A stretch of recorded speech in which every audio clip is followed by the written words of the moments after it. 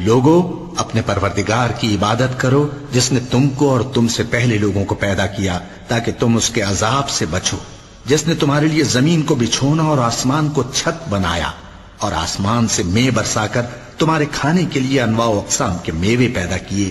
پس کسی کو اللہ کا ہمسر نہ بناؤ اور تم جانتے تو ہو۔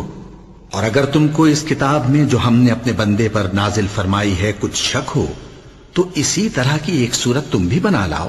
اور اللہ کے سوا جو تمہارے مددگار ہوں ان کو بھی بلا لو اگر تم سچے ہو۔ پھر اگر ایسا نہ کر سکو اور ہرگز نہیں کر سکو گے تو اس آگ سے ڈرو جس کا ایندھن آدمی اور پتھر ہوں گے اور جو کافروں کے لیے تیار کی گئی ہے۔ اور جو لوگ ایمان لائے اور نیک عمل کرتے رہے ان کو خوشخبری سنا دو کہ ان کے لیے نعمت کے باغ ہیں جن کے نیچے نہریں بہہ رہی ہیں، جب انہیں ان میں سے کسی قسم کا میوہ کھانے کو دیا جائے گا تو کہیں گے یہ تو وہی ہے جو ہم کو پہلے دیا گیا تھا، اور ان کو ایک دوسرے کے ہم شکل میوے دیے جائیں گے اور وہاں ان کے لیے پاک بیویاں ہوں گی اور وہ بہشتوں میں ہمیشہ رہیں گے۔